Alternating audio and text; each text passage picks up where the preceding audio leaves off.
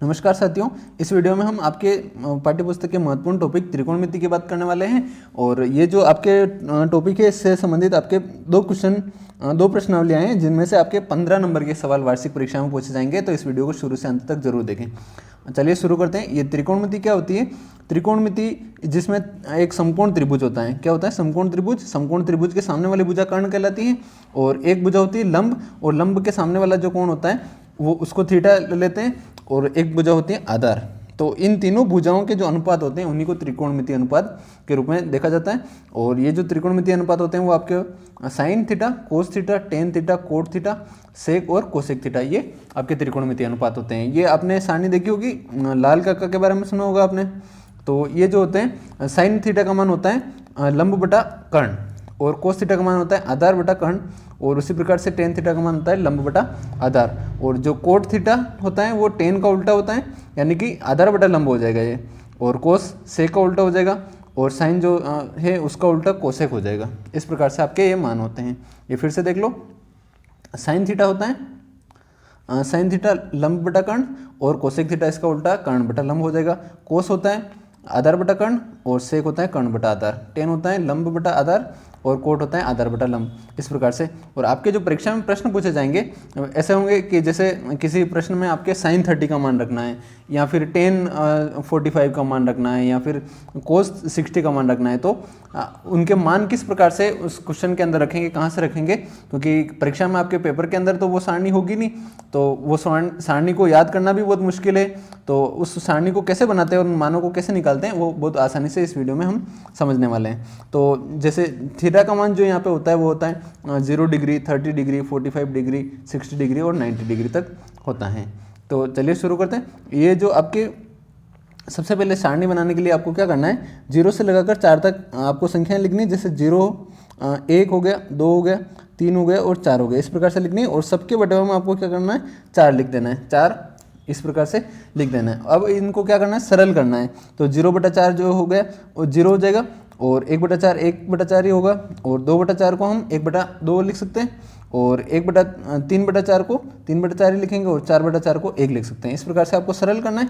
और अब इनको क्या करना है, ये जो मान दे रखे हैं आपके उनको वर्गमूल लेना है, सभी का वर्गमूल लेना है। तो इन सभी का वर्गमूल लेंगे तो क्या होगा, 0 का वर्गमूल तो 0 ही होगा, और 1/4 का वर्गमूल 1/2 हो जाएगा, और 1/2 का वर्गमूल 1/√2 हो जाएगा, और 3/4 का वर्गमूल आपके √3/4 हो जाएगा, √3/2 हो जाएगा, और 1 का वर्गमूल आपके 1 ही रहेगा। अब जो आपके ये मान आए हैं ये आपके साइन थीटा का मान है, सभी साइन थीटा का मान है। जैसे 0 है साइन 0 का मान है, और साइन 30 का मान 1/2 हो गया, साइन 45 का 1/√2 हो गया। ये आपके इस प्रकार से मान है। तो अब आपको क्या करना है, ऐसी सारणी बनेगी जिसमें 0 से लगाकर 90 तक थीटा कोण अंकित होंगे, और इधर त्रिकोणमिति अनुपात होंगे। अब क्या करना है, ये जो आपने ऊपर मान निकाले हैं इन मान को इस सारणी में रख देना है। तो सारणी में रखेंगे, जैसे साइन 30 का 0 का मान 0 हो गया, साइन 30 का मान 1/2 हो गया, साइन 45 का मान 1/√2 हो गया, और साइन 60 का मान √3/2 हो गया, और साइन 90 का मान 1 हो गया। इस प्रकार से मान रख देंगे। अब आपको कोस के मान निकालने हैं। तो कोस के मान कैसे निकालेंगे, कोस के मान आपको कुछ भी नहीं करना है, ये सारे जो मान है इनको उल्टे क्रम में लिखना है। यानी कि ये जो 1 है वो यहाँ पे आ जाएगा, और √3/2 है वो यहाँ पे आ जाएगा, और 1/√2 है वो यहाँ आ जाएगा, और 1/2 यहाँ पे आ जाएगा, और 0 यहाँ पे आ जाएगा। इस प्रकार से आपको उल्टे क्रम में इनको मानों को रखना है। अब आपके नेक्स्ट है टेन का मान निकालना है। तो टेन थीटा क्या होता है, टेन थीटा जो होता है वो होता है साइन थीटा बटा कोस थीटा। तो टेन थीटा का मान होता है साइन थीटा बटा कोस थीटा, यानी कि आपको साइन थीटा के मान में कोस थीटा के मान का भाग देके इसको लिखना है, टेन थीटा के मान निकालना है। तो 0/1 क्या हो जाएगा, 0 हो जाएगा। तो टेन 0 का मान 0 हो गया, और इसी प्रकार से 1/2 यहाँ पे साइन का मान और कोस का मान √3/2। तो 1/2 को डिवाइड करना है आपको √3/2 से। तो अब इसको क्या करेंगे हम कि ये जो डिवाइड में ये आएगा तो इसको उल्टा करके गुणा में लिख देंगे इस प्रकार से। तो ये साइन 10/30 का मान हो जाएगा 1/2 इंटू 2/√3। तो इसको सरल करेंगे तो 2 से 2 कट जाएगा, तो ये जो आपका मान आएगा वो आएगा 1/√3 आ जाएगा। तो 1/√3 ये साइन 10/30 का मान हो गया। इसी प्रकार से 10/45 का मान ये इसके बटे में ये लिखेंगे तो दोनों समान है, तो ये 1 आ जाएगा, दोनों कट जाएंगे 1 आ जाएगा। उसी प्रकार से 10/60 का मान आपके √3 आ जाएगा, और 10 टेन 90 का जो मान आएगा आपके वो आएगा 1/0। तो 1/0 क्या होता है, अनंत या इन्फाइनाइट होता है, तो आपको यहाँ पे अनंत आ जाएगा, इन्फाइनाइट आ जाएगा। तो इस प्रकार से आपके 10 का मान आ गए।